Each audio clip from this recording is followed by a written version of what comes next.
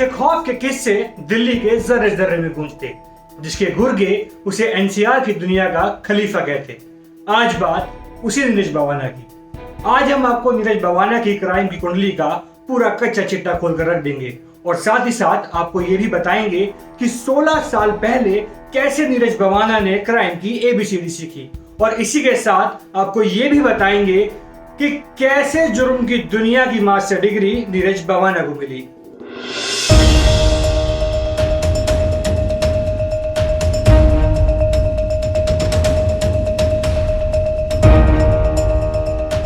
दिल्ली में एक शहर है बवाना, और उसी बवाना में 5 अगस्त 1988 को एक शख्स का जन्म हुआ, जिसने 16 साल की उम्र में किताबों को छोड़ बंदूकें थाम ली और अपने जुर्म की दुनिया का साम्राज्य कायम करने लगा। उसके बचपन का नाम नीरज था। बचपन से ही उसे लोगों से झगड़ा करना और दुश्मनी मोल लेने का शौक था। आगे चलकर उसका नाम नीरज बवाना पड़ गया। नीरज बवाना के खिलाफ देश में एक नहीं, 2 नहीं, बल्कि 4 राज्यों में 40 से ज्यादा मामले दर्ज हैं। नीरज के पिता चाहते थे कि वो बड़ा होकर बिजनेसमैन बने, लेकिन नीरज ने अपराध के बिजनेस की जैसे बचपन से ही ठान ली हो। पहले लोगों से झगड़ा करना, दुश्मनी मोलना और फिर घर आके अपने पिता की मार खाना, ये जैसे उसकी रोज की आदत हो गई हो। क्राइम की दुनिया में आना नीरज के लिए कोई रिस्क नहीं था, बल्कि उसे बेशुमार पैसा, पावर और पॉलिटिक्स दिख रहा था। इसलिए नीरज ने क्राइम की दुनिया में कदम रखा। नीरज एक जाट फैमिली से था, इसलिए जाटों ने क्राइम की दुनिया में उसका भरपूर समर्थन भी किया। साल 2005 में वो जेल गया, क्योंकि उस पर अवैध हथियार रखने का आरोप था और वो पकड़ा गया। 2005 में नीरज बवाना तिहाड़ जेल गया और यही उसकी जिंदगी का टर्निंग पॉइंट साबित हुआ। तिहाड़ जेल से ही उसने अपने अपराध की दुनिया में सिक्का जमाने की शुरुआत की। तिहाड़ जेल में नीरज बवाना की मुलाकात फजलुर रहमान से हुई और उसी फजलुर रहमान ने नीरज बवाना को अपराध की दुनिया की ट्रेनिंग दी, और तभी से नीरज बवाना फजलुर रहमान को अपना गुरु मानने लगा। नीरज बवाना अभी तिहाड़ जेल में बंद है, लेकिन सूत्र बताते हैं वो जेल से ही अपने गुर्गों के जरिए गैंग चला रहा है। उसके गैंग में करीब 100 लोग हैं, जिसमें से 15 से ज्यादा शार्प शूटर हैं। दिल्ली और उसके आसपास के इलाकों में नीरज बवाना गैंग और अन्य गैंग्स में आपसी झड़प होती रहती है। 4 मई को छत्रसाल स्टेडियम में सुशील कुमार की मदद करने वाले इसी नीरज बवाना गैंग के ही लोग थे।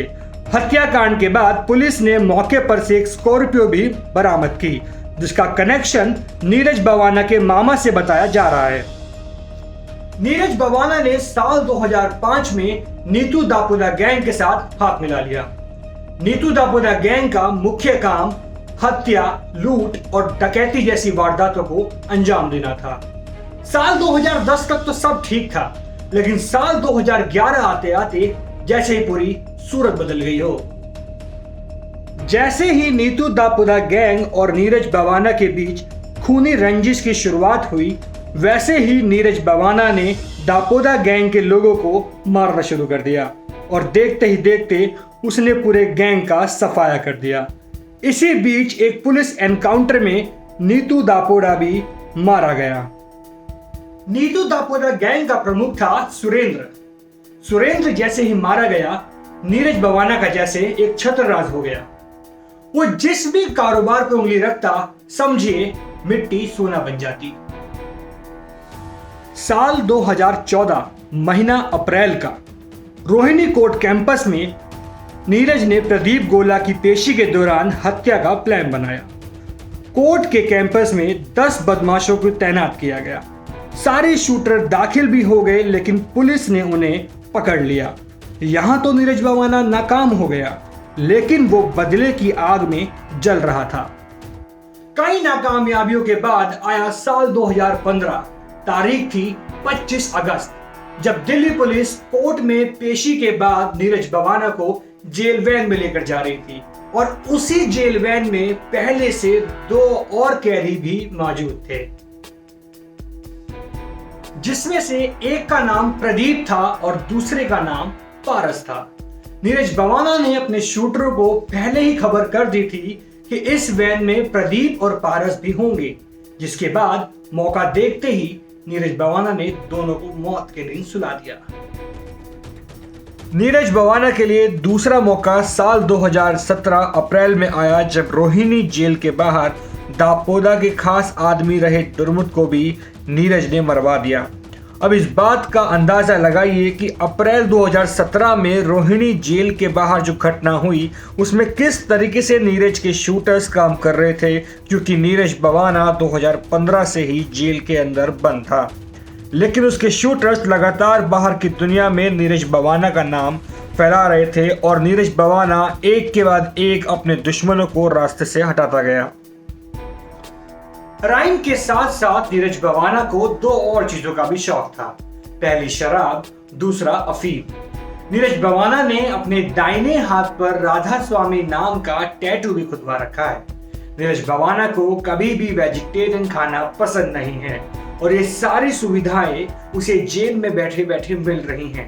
जी हाँ, यानी कि शराब, अफीम और नॉन वेजिटेरियन खाना। नीरज जितनी अच्छी हरियाणवी बोलता है उतनी ही अच्छी हिंदी भी बोल लेता है और उतनी ही अच्छी अंग्रेजी भी बोल लेता है।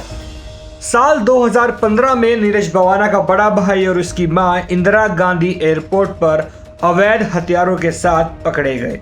इन अवैध हथियारों को कोलकाता ले जाने की कोशिश की जा रही थी।